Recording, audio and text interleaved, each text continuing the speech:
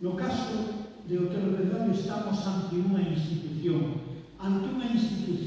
querida, amada, venerada, e da que esperaba algo moi importante para a Galicia dele, para a Galicia espiritual dele, para o mapa cultural da Galicia do presente e do futuro.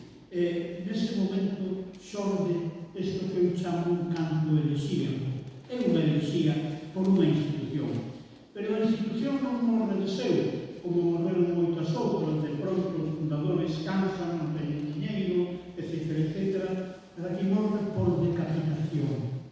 Acaba de producirse, hai aproximadamente 2 meses, o 18 de xullo de 1936, unha sublevación en España contra a Segunda República e, por tanto, contra o universo cultural e político acollido por a Segunda República. En ese momento, 1936, xa está funcionando desde o ano 32 o Estatuto de Autonomía catalán, está a punto de comezar a funcionar o Estatuto de Euskadi e o Estatuto de Autonomía de Galicia xa foi votado en plebiscito e só falta o requisito do trámite parlamentario. Nese momento está castelado en Madrid, precisamente porque foi un dos que levou físicamente o texto do Estatuto ao presidente das Cortes. E Otero Pedrallo que era aquí? Otero Pedrallo, profesor de instituto, nunha situación moi curiosa, porque é o único galeguista de nome que non foi represaliado no seu primeiro ano, asuntos sobre o que hai que pensar unha e outra vez. Eu teño escrito algo, porque Otero Pedrallo, que moita xente no Ourense detestaba, ainda sabendo que era de dereitas, ainda sabendo que era católico, ainda sabendo que era un espiritualista, ainda sabendo que era antimarxista, etc., era detestado porque estaba cos galeguistas. E os galeguistas, o Partido Galeguista, estaba dentro do esquema do Frente Popular. E aí está, como Manuel Peñarrey, como Castelao, como Vítor Casas, como tantos outros, aí está Otero Pedrallo. Otero Pedrallo está aí porque ele entende que esa ferramenta, o instrumento do Partido Galeguista, co que ele está, nalgúnas cousas en profundo desacordo, é un instrumento moi importante para a Galicia na que cree o propio Otero Pedrallo. Nas primeiras cortes republicanas e é capaz de defender a Igrexa cunha valentía, cunha autonomía que asombrou os parlamentarios das Cortes españolas daquele momento, a prensa daquele momento. En plena república é capaz de facer unha defensa non da religión católica, non da Igrexa. A Igrexa é ese partido político que se converte aquí no mundo en intérprete da religión católica. E hai xente moi católica, como Curros Enríquez, que estaban contra a Igrexa, pero non estaban contra a religión. Esa zona que ten Curros Enríquez de que é pouco religioso. Curros Enríquez era un home extraordinariamente religioso, pero na medida en que a Igrexa Católica, incluído o Vaticano, é o intérprete da espiritualidade católica, coa Igrexa Católica ele non estaba. Ele estaba coa religión católica. Este é o Otero Pedrallo. E o Otero Pedrallo, de súpeto, os sublevados que triunfan a partir do 20, do 21, do 22 de xullo en toda Galicia, pois unha das primeiras cousas que fan é decapitar o Seminario de Estudios Galegos. Non fan o mesmo coa Real Academia Galega, porque a Real Academia Galega, para os sublevados neste momento, os que están gobernando Galicia, é unha institución que non os preocupa, non lles crea problemas. Saben que é unha cousa aí un pouco de vellos, mira que está Castelao, Otero Pedrallo, e pouco máis, e de eruditos, bueno, que se van a dedicar a cousas diversas, entre outras, a normativas ortográficas, etc., non lle teñen medo á Real Academia Galega. É significativo a quen lle tiñan medo ao Seminario de Estudios Galegos, e o Seminario de Estudios Galegos desaparece o mismo 20 de xullo, o día que os militares toman o poder en Santiago de Compostela, igual que desde ese momento non existe o Partido Comunista, o Partido Socialista, Izquierda Republicana, o Partido Galeguista, etc. Os seminarios de estudios galegos están nese rango, están nese nivel.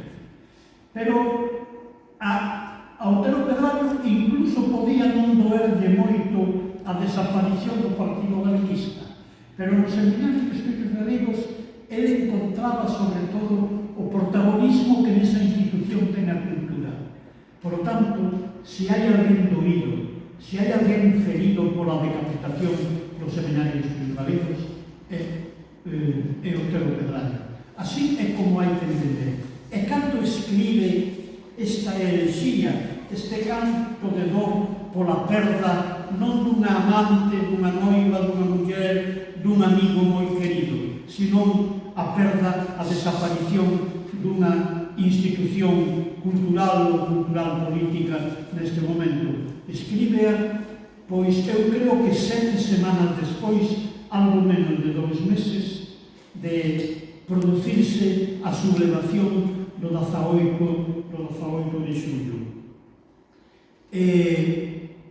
Escríbea, grosso modo, a mediados de setembro de 1936.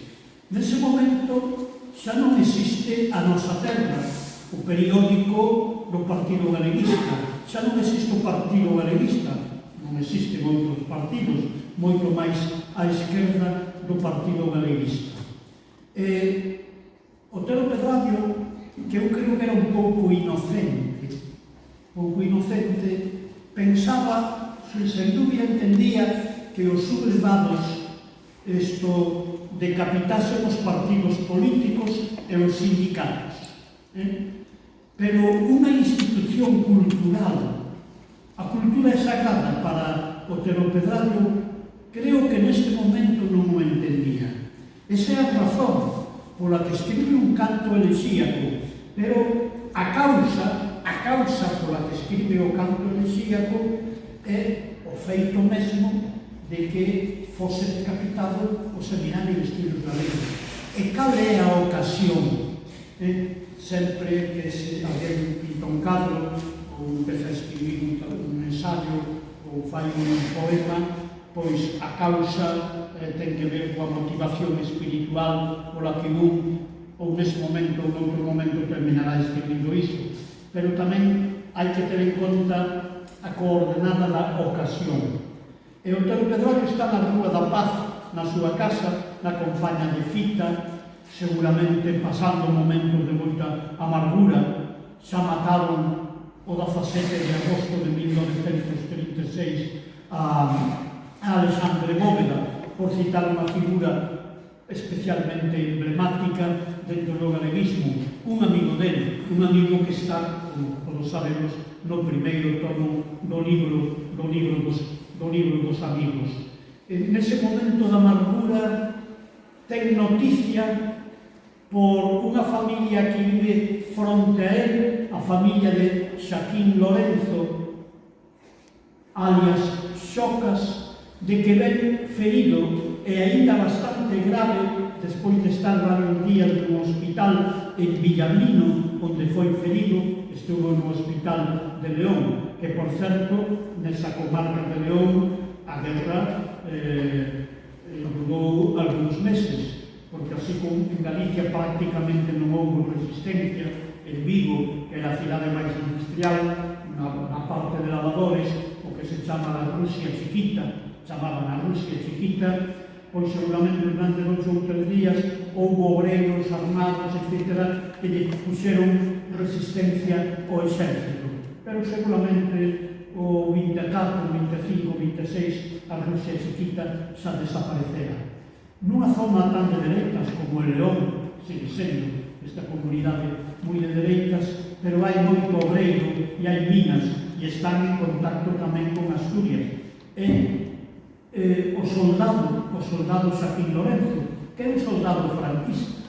Xaquín Lorenzo é un home do Partido Galeguista, seguramente republicano, pero nese momento, como Fernández del Riego, como Ramón Piñeiro, entre outras cousas, para salvar a vida, cando o exército publicou un bando dicindo que teñen que alistarse aqueles que acaban de cumprir 21 anos, ou 22 ou 23, o primeiro que fai el Riego é alistarse. Porque é casi, nese momento, a única maneira, no caso de Del Riego, de salvar a vida. É o caso tamén de Piñeiro, probablemente non é porque é máis novo, que tiña menos actividade política que Del Riego que Piñeiro, o caso de Xocas. Pero Xocas vai, seguramente, cun corazón un tanto republicano e galeguista, pero con un uniforme franquista. Xocas, Del Riego, Ramón Piñeiro, resulta que van estar en Villarlino ou na batalla do Ebro, onde sexa, cun fusil disparando contra Carballo Calero, que está facendo a guerra como oficial no bando republicano contra Castelao ou contra Rafael Dieste. Isto é unha guerra fratricida. Eu dicía Del Riego, ti pudeches matar a Castelao. Dice, non, que eu estaba en oficinas. Decía Mero. Bueno, ele estuvo nunha batería de artillería, non sei exactamente cal era a súa función, pero en todo caso os canóns daquela batería funcionaban porque, entre outras cousas, soldados como Del Riego facían o que había que facer. Esta é a guerra.